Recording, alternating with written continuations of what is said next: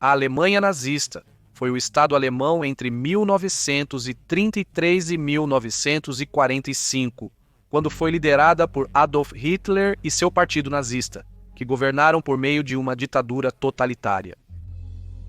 O termo Terceiro Reich significa Terceiro Reino ou Terceiro Império e se refere à declaração nazista de que a Alemanha nazista era a sucessora tanto do Sacro Império Romano quanto do Império Alemão, este último ocorrendo entre 1871 e 1918, terminando com a abdicação do Kaiser Wilhelm II.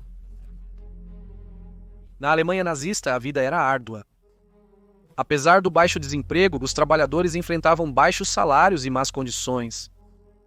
As mulheres deveriam ficar em casa e gerar filhos, enquanto as próprias crianças eram doutrinadas, com propaganda política, assim que entravam na educação. E claro, muitos que não se encaixavam nas chamadas normas da sociedade, seja devido à sua sexualidade, religião, etnia, raça, deficiências ou indisposição para lutar na guerra, foram punidos e perseguidos. Junte-se a nós neste documentário enquanto exploramos a ascensão e queda do Terceiro Reich, da Alemanha. Bem-vindo ao Guerras do Mundo! No final de 1919, Adolf Hitler ingressou no Partido dos Trabalhadores Alemães, um partido político de extrema-direita, fundado após o término da Primeira Guerra Mundial. Embora o partido tenha durado pouco mais de um ano, foi um importante trampolim para Hitler em sua busca por poder. Ele se destacou no partido e se tornou líder após ameaçar deixá-lo. Ninguém queria vê-lo partir, pois era um dos oradores mais populares, atraindo atenção e apoio para o partido. No ano seguinte, o grupo abandonou seu antigo nome e passou a ser conhecido como Partido Nacional Socialista dos Trabalhadores Alemães ou Partido Nacional Socialista dos Trabalhadores Alemães, embora hoje seja simplesmente referido como Partido Nazista. Embora Hitler não aprovasse a inclusão do termo socialista, pois não estava alinhado com sua política, ele foi escolhido para atrair cidadãos de esquerda e da classe trabalhadora. O partido inicialmente ostentava políticas e ideologias que se alinhavam com a retórica anticapitalista e antiburguesa, mas geralmente era considerado um partido de direita, e mais tarde esses elementos mais de esquerda seriam retirados da doutrina do partido e substituídos por componentes pró-negócios e de proteção à riqueza. Por vários anos, Hitler continuou como líder do Partido Nazista, mas em 1922 ele foi lançado ao destaque nacional, quando foi julgado por realizar um golpe mal feito na Baviera. E embora ele tenha recebido 5 anos de prisão pela ofensa, ele cumpriu apenas 9 meses antes de ser libertado. Foi por volta dessa época que ele escreveu o agora infame Mein Kampf, conhecido em inglês como My Struggle, seu manifesto autobiográfico que serviu de base para muitas políticas do Partido Nazista. Ao sair da prisão, Hitler aproveitou sua nova fama para iniciar sua campanha. Ele e seu partido nazista defendiam o anticomunismo, o antissemitismo, o ultranacionalismo e a destruição total do Tratado de Versalhes assinado no final da Primeira Guerra Mundial. Embora fosse incansável em sua campanha, na época não se dava muita atenção a Hitler e seu partido nazista. Não foi até o crash de Wall Street de 1929 nos Estados Unidos da América que a economia alemã e seu povo foram jogados em crise. Aproveitando os tempos difíceis dos civis alemães, Hitler começou a renegar o governo em alta voz, criticando sua falta de ajuda e preocupação com o povo. Foi por volta dessa época que o Partido Comunista de Esquerda da Alemanha, ou Partido Comunista da Alemanha, começou a crescer, pedindo uma revolução, e como muitos cidadãos temiam o comunismo, optaram por apoiar o partido nazista ao invés disso. Embora Hitler tenha concorrido à presidência em 1932, ele perdeu para Paul von Hindenburg. Ainda assim, ele manteve uma forte base de apoio, tendo ficado em segundo lugar, e nos meses seguintes o partido nazista cresceu para se tornar o maior partido no Reichstag, a Câmara Baixa do Parlamento Alemão. No ano seguinte, em janeiro de 1933, Hitler foi nomeado novo chanceler da Alemanha, e nos meses subsequentes ele se esforçou para reunir o máximo de poder possível. Menos de um mês após ser nomeado chanceler, o Reichstag foi incendiado. Hitler culpou os comunistas pelo incêndio do Reichstag e pressionou von Hindenburg a aprovar um decreto que reduzia muitas liberdades civis do povo alemão. Além de limitar liberdades civis como protestar, liberdade de expressão e imprensa e sigilo de correspondência, uma diretriz escrita não foi emitida junto com o decreto, o que significava que cabia ao governo interpretar e implementar as regras como julgassem adequado. Permitiu ao governo assumir poderes anteriormente reservados aos estados federativos e apresentou penalidades severas para crimes específicos, incluindo a pena de morte por incendiar prédios públicos. O decreto causou, naturalmente, estragos no Partido Comunista da Alemanha. Em certas regiões da Alemanha, a imprensa, reuniões e manifestações comunistas foram proibidas. Eles até prenderam líderes do partido. Enquanto isso, na Prússia, as prisões de membros do Partido Comunista da Alemanha eram comuns, com milhares de líderes sendo presos apenas dias após o incêndio. Nas 2 semanas após a publicação do decreto do incêndio do Reichstag, 10.000 prisões foram feitas na Prússia. Após o decreto, Hitler começou a remover aqueles que consideravam uma ameaça à sua carreira política, pressionando por medidas mais duras para eliminar seus rivais.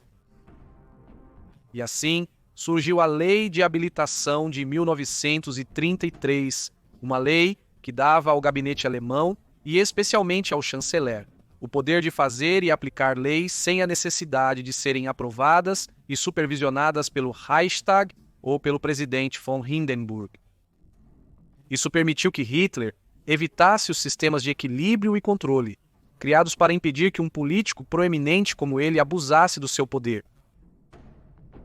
No mês seguinte, em abril de 1933, Hitler construiu o primeiro campo de concentração em Dachau.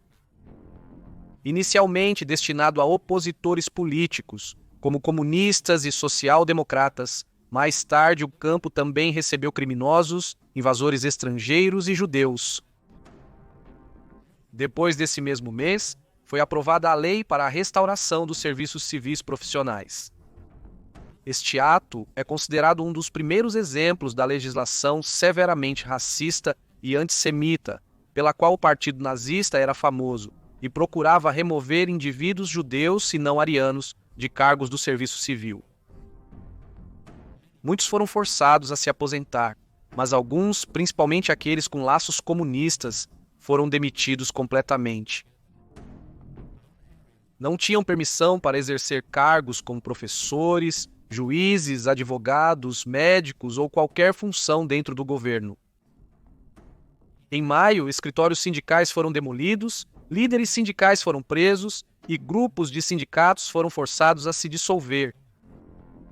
Nos meses seguintes, Hitler fez tudo o que pôde para dissuadir e desmantelar seus oponentes políticos, grande parte disso feito à força. Em maio, ele ordenou a apreensão dos ativos dos social-democratas, e o partido foi banido no mês seguinte. Em junho, ele invadiu os escritórios do Partido Popular Nacional Alemão, levando à sua dissolução em 29 de junho. Em julho, a Alemanha tornou-se um estado de partido único após a aprovação da lei contra a formação de partidos, que declarava que apenas o partido nazista era o partido legal na Alemanha. A criação de novos partidos tornou-se crime e os existentes foram banidos. As eleições nos próximos 5 anos foram rigidamente controladas pelos nazistas, que só permitiam membros do próprio partido e alguns independentes serem eleitos. O Reichstag abdicou de suas responsabilidades democráticas nesta época. Hitler não chegou ao poder sozinho. Além de ter o apoio de seus impiedosos membros do partido nazista, ele também fez grande uso da Sturmabteilung, também conhecida como SA, ou Camisas Marrons, ou Stormtroopers.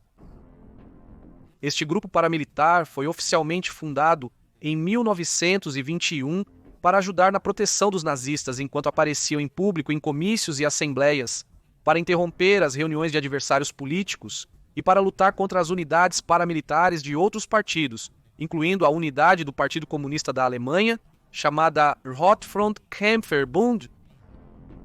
Inicialmente, a SA atuava informalmente como uma unidade paramilitar voluntária. No início de 1920, durante uma assembleia de cerca de 2.000 pessoas, onde Hitler discutiu os 25 pontos do Partido Nazista, ele enfrentou problemas com provocadores e manifestantes. Como resultado, a SA interveio, usando cacetetes de borracha para remover os discordantes do local. Eles foram estabelecidos no ano seguinte como um grupo oficial e, durante o tempo de Hitler na política, foram usados para intimidar, destruir e espalhar medo entre qualquer um que ele via como uma ameaça. Em agosto de 1934, o presidente von Hindenburg morreu e Hitler aproveitou a oportunidade para assumir o poder, tornando-se o Führer da Alemanha.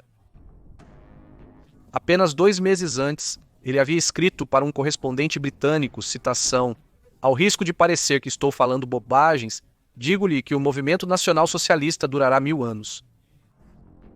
Não esqueça como as pessoas riram de mim 15 anos atrás, quando declarei que um dia governaria a Alemanha.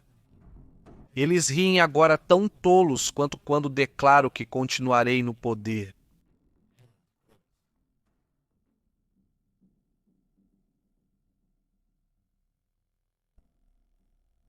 Hitler estruturou o governo alemão como uma pirâmide. Ele estava no topo e os demais eram seus subordinados. Em vez de permitir que as pessoas votassem nas posições do partido, comandantes e outros líderes geralmente eram nomeados por outras autoridades nazistas de alto escalão e pelo próprio Hitler. Hitler era frequentemente retratado pela propaganda como um líder heróico e idealizado, que resolveria os problemas do povo comum usando seu vasto conhecimento e habilidades infalíveis. Ele também era um orador público extremamente talentoso, com o historiador Roger Gill observando, citando: "Seus discursos emocionantes capturaram a mente e o coração de um grande número de pessoas alemãs. Ele praticamente hipnotizou suas audiências." Hitler esperava que seus oficiais nomeados reportassem a ele e seguissem suas políticas gerais, mas também que tomassem iniciativas próprias ao lidar com situações e decisões que o ajudariam em seus objetivos para a Alemanha. Para evitar levantes, ele colocava seus líderes uns contra os outros, promovendo um ambiente de desconfiança e brigas internas. Dava ordens contraditórias aos subordinados, fazendo com que seu trabalho se sobrepusesse, o que levava a conflitos entre eles. Em 1934, Hitler introduziu a lei sobre o chefe de Estado do Reich alemão, um estatuto que unificava a posição anterior de Hitler como chanceler com a do presidente do Reich, o que significava que ele tinha os poderes de ambos.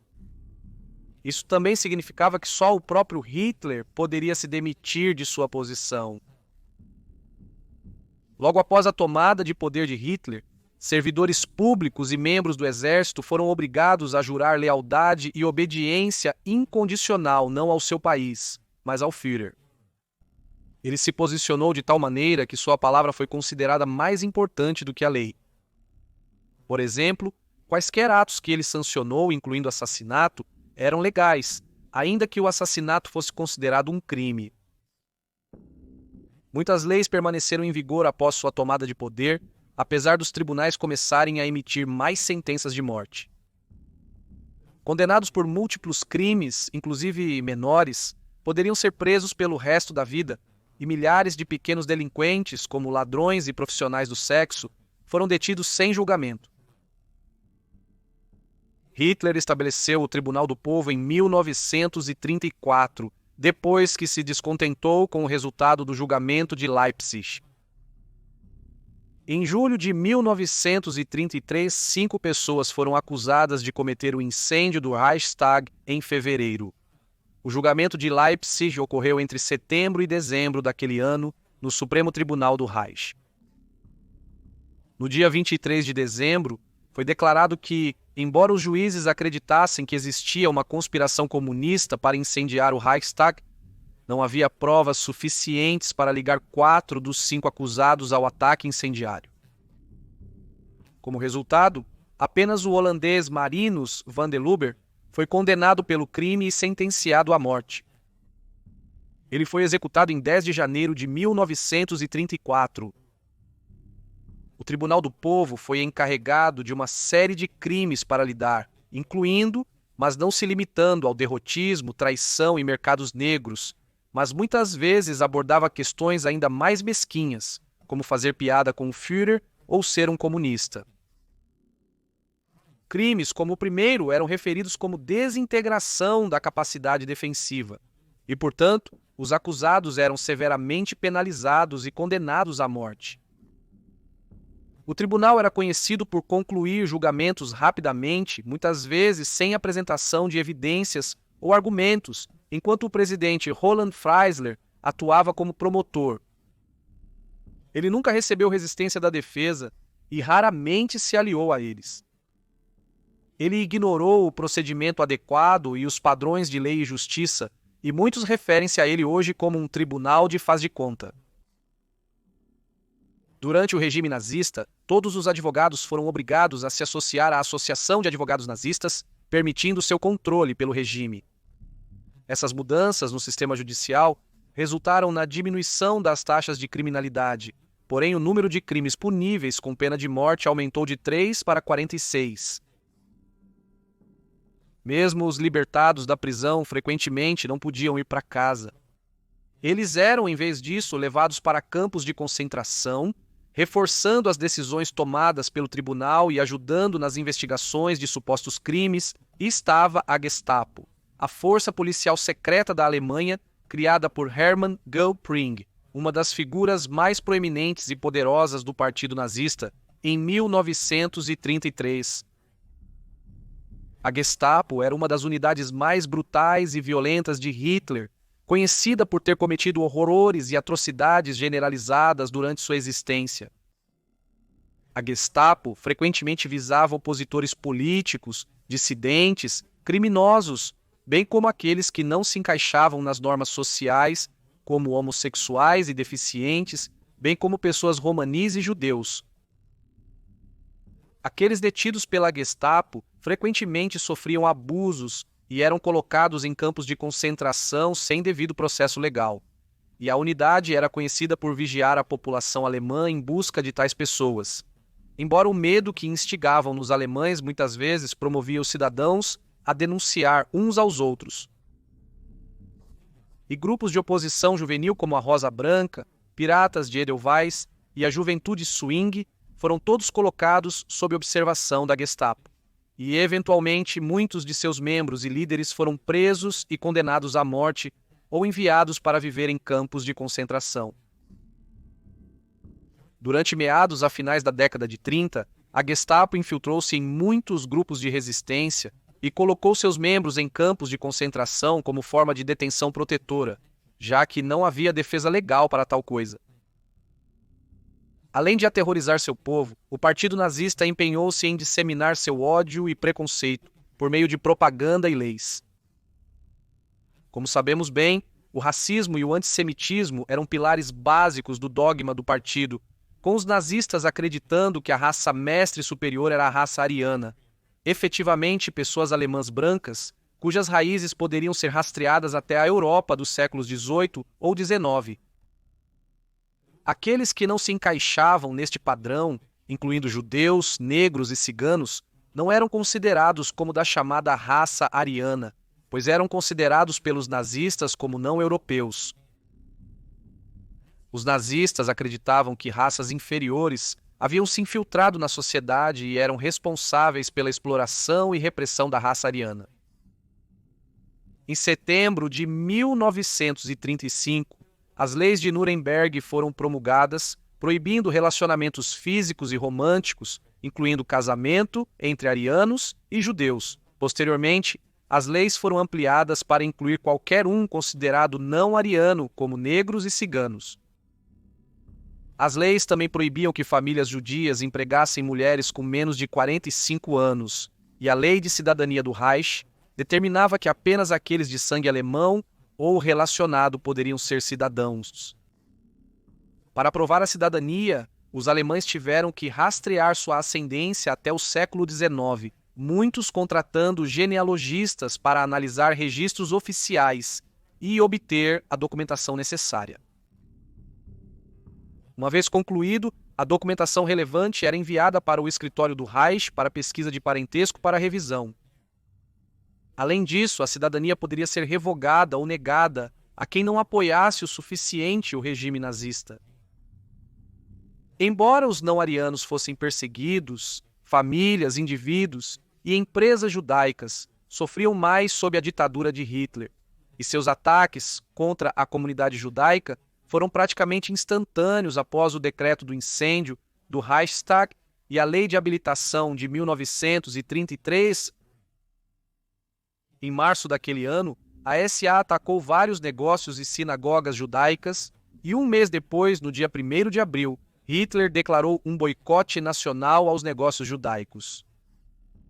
Os negócios judaicos foram proibidos de anunciar e de acessar contratos governamentais, enquanto cidades alemãs começaram a colocar placas proibindo a entrada de judeus. Como mencionado anteriormente, a Lei para a Restauração do Serviço Civil Profissional foi aprovada no mesmo mês e uma legislação similar entrou em vigor pouco depois, o que forçou ainda mais pessoas judias a saírem de seus cargos profissionais.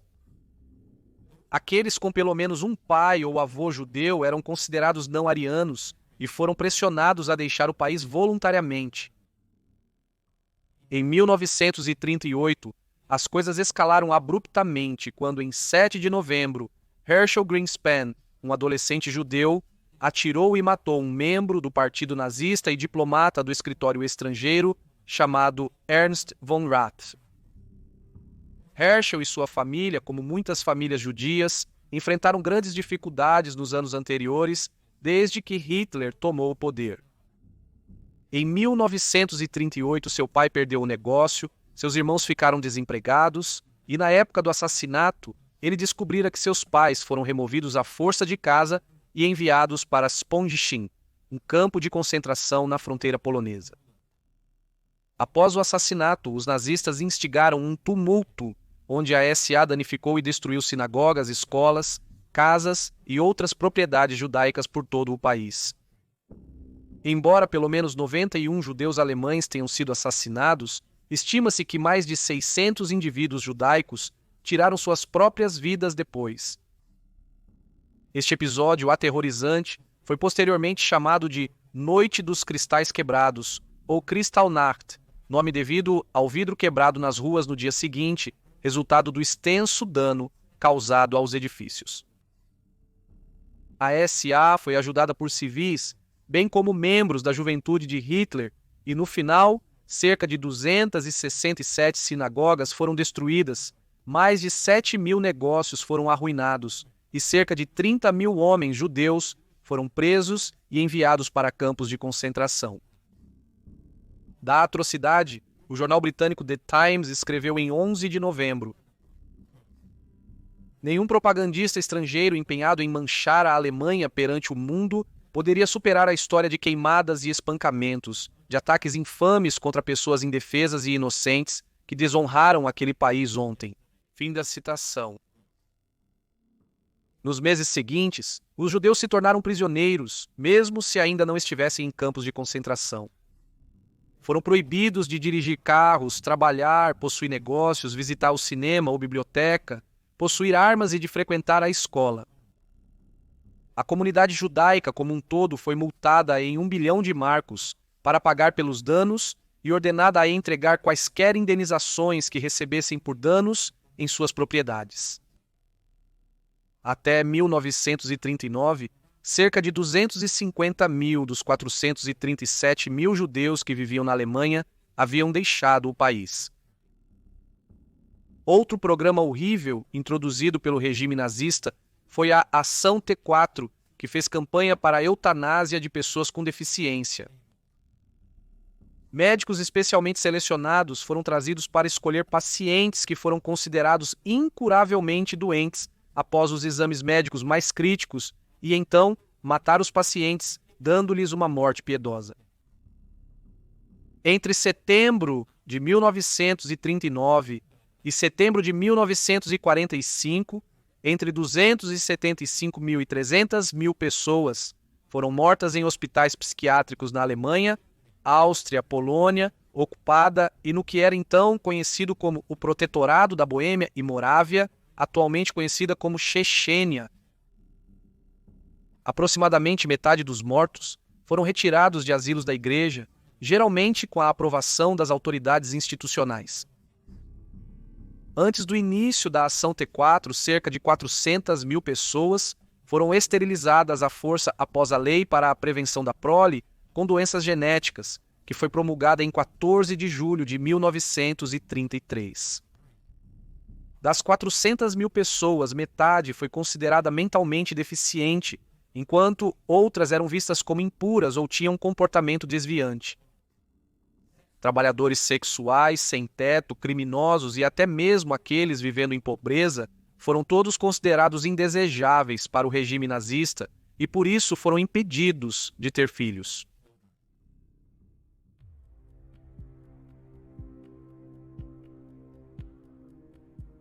Muitos alemães apoiaram inicialmente os nazistas devido às promessas de criar um futuro mais brilhante e próspero para o país, cuja economia havia sido devastada pela queda da Wall Street de 1929. O próprio Hitler buscou minimizar o desemprego e estava empenhado em estabelecer a Alemanha como um país autossuficiente. Até 1939 ele havia alcançado uma dessas coisas. Havia muito pouco desemprego no país nesse momento. Ele ajudou a melhorar as taxas de emprego, construindo hospitais, escolas e outros edifícios públicos, como o Estádio Olímpico de 1936, enquanto a construção de autoestradas empregava mais de 80.000 homens. Ele também reconstruiu as forças armadas da Alemanha, violando o Tratado de Versalhes, o que gerou milhões de empregos. Em 1934, ele informou aos líderes militares que o rearmamento deveria estar pronto até 1942. Isso aconteceu porque, como parte de sua política externa, Hitler desejava alcançar o Lebensraum, termo usado para descrever seu desejo de que o povo alemão adquirisse mais espaço vital ao tomar à força territórios do leste. O conceito de Lebensraum estava baseado nas crenças e ideologias racistas de Hitler, incluindo a suposta superioridade da raça ariana. Em 1935, ele anunciou a criação da Força Aérea e que mais de 500 mil de homens estavam sendo incorporados às Forças Armadas Alemãs. O Acordo Naval Anglo-Germânico, mais tarde naquele ano, permitiu que a Alemanha começasse a construir sua própria frota naval. Além disso, como Hitler acreditava firmemente que as mulheres deveriam ser donas de casa e mães, ele assegurou que os homens tivessem empregos estáveis para sustentar famílias crescentes. Ele introduziu o Serviço Nacional de Trabalho para homens entre 18 e 25 anos, que os fez ajudar a construir os edifícios públicos e estradas mencionados anteriormente, e também recrutou jovens para o exército. Apesar das baixas taxas de desemprego durante o governo de Hitler, vale notar que as estatísticas não incluíam grupos como judeus levados para campos de concentração, mulheres forçadas a abandonar seus empregos e homens que faziam parte do exército. Enquanto os trabalhadores das indústrias de armamentos prosperavam sob o regime nazista, com gerentes tendo 50%, os demais setores enfrentavam dificuldades. Os salários diminuíram, a jornada de trabalho aumentou, assim como os acidentes graves no trabalho. Os funcionários arriscavam entrar na lista negra se tentassem se sindicalizar ou pedir melhores salários e condições. As mulheres sob o regime nazista eram vistas como pouco mais do que máquinas de fazer bebês, já que Hitler queria aumentar a população ariana. Ele chegou a permitir que mulheres se voluntariassem para ter um bebê para um membro da SS. para incentivar as mulheres a se estabelecerem e para aumentar as chances dos casais terem filhos, ele introduziu a lei do estímulo ao casamento, que permitia que recém-casados recebessem um empréstimo de 1.000 marcos e ficassem com 250 marcos para cada filho que tivessem. Mães que tinham um grande número de filhos eram premiadas com a cruz da mãe, enquanto as mulheres, como um todo, eram fortemente desencorajadas a trabalhar e, eventualmente, a lei para a redução do desemprego foi introduzida, incentivando financeiramente as mulheres a ficarem em casa. As mulheres não foram convocadas para o exército até 1943, 2 anos antes do fim da guerra. Notavelmente, nem mesmo as jovens meninas escaparam da doutrinação do papel de gênero tradicional. Enquanto os meninos tinham o programa da juventude hitlerista, que os ensinava a se manterem em forma e a atirar com um rifle, as jovens meninas tinham a Liga das Meninas Alemãs, que as ensinava a cozinhar e costurar. Porém, tanto meninas quanto meninos recebiam na escola um currículo modificado, focado em doutriná-los com as crenças nazistas. As aulas de história abordavam a ascensão do partido ao poder, enquanto a biologia incluía o estudo de eugenia e pseudociência. As crianças até aprendiam uma nova disciplina, estudo racial e ideologia, que se concentrava nos ideais arianos com um lado de antissemitismo. Hitler e os nazistas buscavam controlar todos os aspectos da vida dos cidadãos alemães, e a propaganda e a censura ao jornalismo eram uma grande parte disso. Joseph Goebbels chefiava o departamento governamental responsável por tais atividades, o Ministério da Iluminação Pública e Propaganda. Além de tornar os nazistas e Hitler uma parte da vida cotidiana, exibindo as bandeiras nazistas por todo o país, junto com fotos do Führer, Goebbels garantiu que todos os meios de comunicação fossem controlados pelo partido, restringindo as histórias que eles poderiam imprimir, na maioria das vezes apenas aquelas que mostravam Hitler e os nazistas sob uma luz favorável. Da mesma forma, a Corporação de Radiodifusão do Reich era a única estação de rádio acessível na época, dirigida, é claro, por Goebbels. Além disso, os nazistas realizavam comícios regulares para o público mostrar seu apoio, enquanto as Olimpíadas de 1936 foram usadas para exibir a alegada superioridade ariana. Alto-falantes nas ruas eram usados para transmitir mensagens de apoio ao regime e o controle nazista era tão rigoroso que se estendia até a arte e cultura.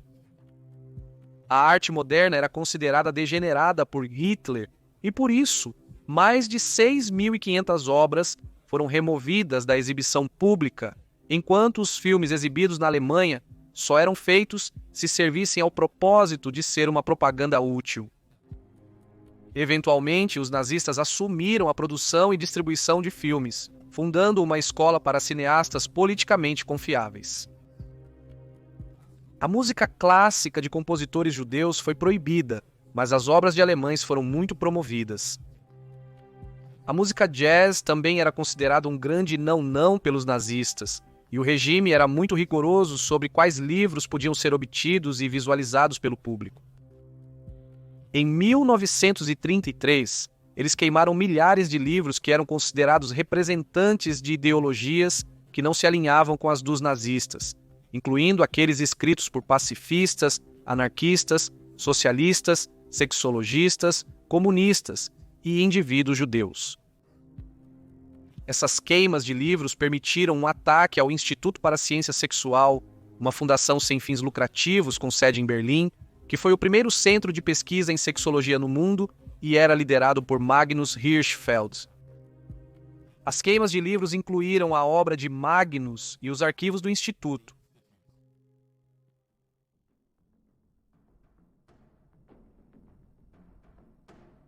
Em maio de 1933, Hitler declarou que aceitaria uma oferta do presidente dos Estados Unidos da América Franklin 500, Roosevelt, para desarmamento militar, mas apenas sob a condição de que o resto da Europa fizesse o mesmo. Quando eles falharam nessa tarefa praticamente impossível, Hitler retirou a Alemanha da Conferência Mundial de Desarmamento e da Liga das Nações. Ele afirmou que as propostas de desarmamento eram injustas, pois se aplicavam somente à Alemanha.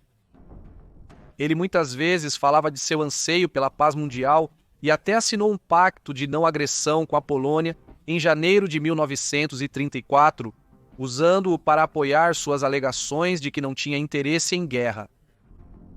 Além disso, quando uma revolta nazista começou na Áustria mais tarde naquele ano, mas acabou falhando, ele renegou o plano e enviou seus homens para Viena para reparar as relações. Durante o final dos anos 30, Hitler estava muito ocupado com suas diversas relações com outros países. Nos meses seguintes à assinatura do Acordo Naval Anglo-Germânico, em junho de 1935, a Segunda Guerra Ítalo-Etíope eclodiu, na qual a Alemanha nazista forneceu armas e suprimentos para a Etiópia. A Alemanha apoiou a Etiópia em detrimento da Itália devido às repetidas rejeições italianas ao desejo alemão de anexar a Áustria. A guerra foi extenuante para a Itália e acabou levando o país a depender economicamente da Alemanha. Além disso, a Itália passou a intervir menos nos planos de Hitler para a Áustria. O início da Guerra Civil Espanhola, em 1936, também permitiu a Hitler estabelecer melhores relações com Benito Mussolini, ditador da Itália, e em outubro daquele ano, os dois países formaram uma coalizão chamada Eixo Roma-Berlim. Ele também usou a Guerra Civil Espanhola para reforçar sua campanha anticomunista e, em 1937, Alemanha, Itália e Japão entraram no Pacto Anticomintern, um acordo anticomunista que os japoneses acreditavam que seria uma aliança contra a União Soviética. Porém, em 1940, os três países firmaram o Pacto de Berlim, apontando os Estados Unidos da América ao invés dos soviéticos como a principal ameaça. Ao longo dos anos, a Alemanha nazista procurou anexar a Áustria e forçá-los a cair sob o regime alemão, mas não foi até 1938 que os nazistas alcançaram tal feito. No início daquele ano, o chanceler austríaco Kurt von Schuschnigg encontrou-se com Hitler para tentar reafirmar a independência da Áustria. Porém, a reunião não saiu como planejado e, em 9 de março, ele convocou uma votação para determinar se os austríacos desejavam ou não a anexação do país. No entanto, antes que a votação pudesse ocorrer, von Schuschnigg sucumbiu à pressão exercida contra ele pelo Partido Nazista e, em última instância, renunciou. Relatos afirmam que, sob coerção dos nazistas e como parte de seu discurso de renúncia, ele pediu às forças austríacas que cedessem a uma invasão alemã no país. No dia 12 de março, Hitler e seus homens adentraram o país, sendo recebidos com admiração e entusiasmo. A anexação da Áustria foi concluída em 13 de março, após a nomeação de um novo governo nazista. Von Schuschnigg, por sua vez, foi preso após a sua renúncia. No ano seguinte, a Alemanha invadiu a Tchecoslováquia e, em 1º de setembro de 1939, Hitler invadiu a Polônia, mesmo avisado de que a Grã-Bretanha e a França declarariam guerra se a Alemanha não se retirasse. Os soldados de Hitler persistiram e a invasão prosseguiu. Após 2 dias, a Grã-Bretanha declarou guerra.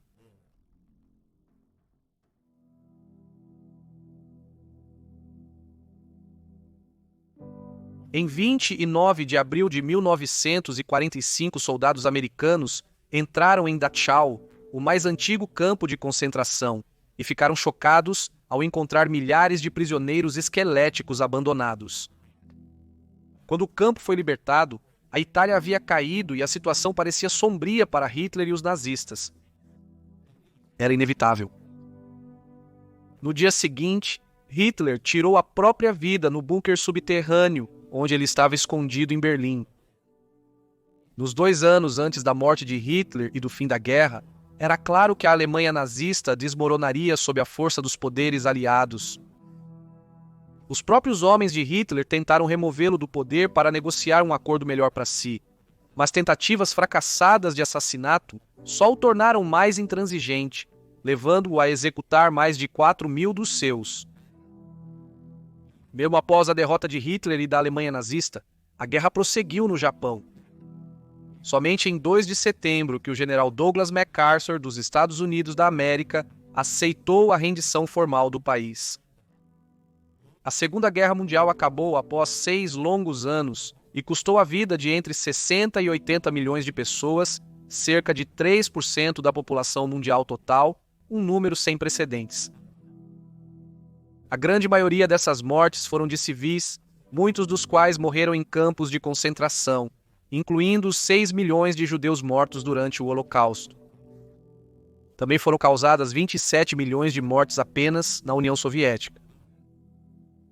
Muitos cidadãos alemães ficaram profundamente, emocionalmente e psicologicamente marcados após a guerra. Hitler lhes prometeu riqueza e poder, mas grande parte do país virou escombros, seguido por uma fome generalizada. Além da destruição de grande parte do país, a Alemanha também perdeu cerca de 1/4 de seu território pré-guerra, incluindo as regiões da Pomerânia e da Prússia Oriental. Esta última foi dividida entre a União Soviética e a Polônia, e 9 milhões de pessoas foram deslocadas após a expulsão sistemática de alemães dessas áreas. As potências aliadas começaram a organizar julgamentos por crimes de guerra nos meses após o fim da guerra. O primeiro foram os julgamentos de Nuremberg, realizados entre novembro de 1945 e outubro de 1946. Esses julgamentos visavam responsabilizar os nazistas proeminentes pelos atos atrozes que cometeram durante o conflito, com o Tribunal Militar Internacional supervisionando e julgando 22 dos líderes partidários sobreviventes, bem como 6 organizações alemãs. Os réus incluíam figuras nazistas notáveis como Hermann Göring, chefe da Gestapo e braço direito de Hitler por um tempo, Rudolf Hess, que já havia sido o vice-führer de Hitler até 1941, quando voou para o Reino Unido e tentou negociar a paz com o governo britânico, e Hans Fritzsche, chefe do Departamento de Notícias do Ministério da Ilustração Pública e Propaganda. Exceto 3. Todos os acusados foram considerados culpados e 12 condenados à morte. Outros julgamentos de Nuremberg ocorreram entre 1946 e 1949, apresentando 489 casos dos 3.887 investigados pelos aliados. Os julgamentos resultantes levaram às condenações de mais de 1.400 nazistas, dos quais 297 foram condenados à morte. Cerca de 65% das sentenças de morte foram executadas. A Polônia também foi ativa na perseguição a oficiais alemães por crimes de guerra e, finalmente, processou 673 dos 789 funcionários que trabalhavam em Auschwitz. Apesar dos esforços para responsabilizar os oficiais nazistas, muitas figuras proeminentes escaparam da justiça. Adolf Eichmann foi considerado em um momento o nazista mais procurado do mundo, devido às suas grandes contribuições para a solução final de Hitler, a última etapa do Holocausto em geral. Eichmann teve um papel crucial na identificação e transporte de judeus para Auschwitz e outros campos de concentração. Em 1960, Eichmann foi capturado por agentes do Mossad israelense e considerado culpado após um julgamento de 4 meses. Ele foi condenado à morte e enforcado em 31 de maio de 1962. Josef Mengele, terrivelmente apelidado de Anjo da Morte, foi outra importante figura nazista que eventualmente fugiu da Alemanha. Ele era conhecido por conduzir experimentos terríveis em seus pacientes em Auschwitz, frequentemente usando mulheres, gêmeos, crianças e pessoas com deficiências como cobaias. Ele se escondeu na Alemanha por 3 anos antes de ir para a Argentina, onde se casou novamente e abriu uma loja de equipamentos mecânicos. Ele se escondeu após a captura de Eichmann e um pedido de extradição da Alemanha Ocidental foi enviado à Argentina, que declarou necessária uma revisão, bloqueando a extradição.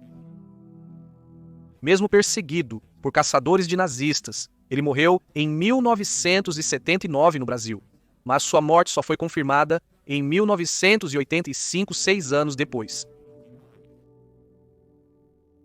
Cerca de 10% da população alemã foi, em algum momento, membro do Partido Nazista ou de um grupo adjacente ao nazismo, como o Fronte de Trabalho Alemão, que tinha 25 milhões de membros, ou a Organização de Bem-Estar do Povo Socialista Nacional, que tinha 17 milhões de membros. Depois da queda do Terceiro Reich, os aliados criaram a iniciativa de desnazificação para tentar remover a ideologia nazista das sociedades alemã e austríaca. Além de prender e acusar os líderes e funcionários do Partido Nazista, membros da SS também foram responsabilizados e removidos de posições de poder. Apesar do projeto inicial prever o auxílio das forças aliadas, eles devolveram o poder à Alemanha no final dos anos 40 e até 1951. A iniciativa havia sido abolida.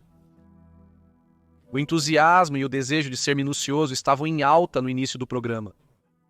Mas o nazismo havia penetrado tão profundamente na sociedade alemã que era uma tarefa impossível investigar milhões de indivíduos, determinar em quais atividades eles haviam participado e responsabilizá-los legalmente.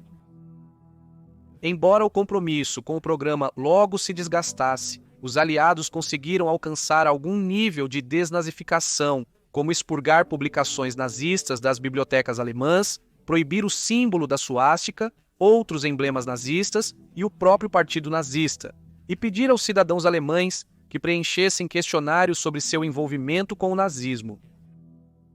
Ex-nazistas, incluindo apoiadores civis, foram levados a campos de concentração, valas comuns ou forçados a ver vídeos das terríveis condições enfrentadas pelos prisioneiros. Cartazes impressos de corpos mortos foram distribuídos no verão de 1945, dizendo: "Essas atrocidades, sua culpa", ou "Você é culpado disso". Outro motivo da redução da desnazificação foi a iminente Guerra Fria, onde os Estados Unidos da América e a Grã-Bretanha viam a Alemanha Ocidental como aliada-chave e não queriam ofender a população. Relatos afirmam que isso permitiu a ex-membros do Partido Nazista manter posições de poder, especialmente na Alemanha Ocidental, onde a desnazificação era muito rejeitada. Na Alemanha Oriental, foi muito mais apreciado e considerado fundamental para ajudar a sociedade a adotar uma perspectiva mais socialista e de esquerda. Críticos modernos dos Estados Unidos da América chamaram o programa de caça às bruxas contraproducente e um fracasso total. Após o fim da desnazificação, várias leis de anistia foram aprovadas que afetaram mais de 790 mil pessoas. Aqueles com penas leves, incluindo membros da SA, SS e membros inferiores do Partido Nazista, foram finalmente perdoados. Como resultado dessas concessões, muitos ex-membros do Partido Nazista retornaram ao sistema político. Em 1957, 77% dos altos funcionários do Ministério da Justiça alemão eram todos ex-nazistas. No rescaldo da guerra, no entanto, expressar apoio, simpatias ou crenças nazistas era mal visto, e aqueles que expressavam tais sentimentos se encontravam perdendo seus empregos e sendo ostracizados pela sociedade.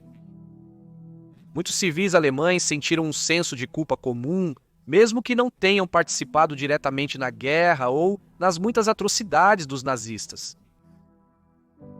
Por mais de uma década, Adolf Hitler propagou sua retórica odiosa e assegurou ao povo alemão que o Terceiro Reich duraria 1000 anos. Ao contrário do que aconteceu, ele desmoronou e caiu em apenas uma fração desse tempo.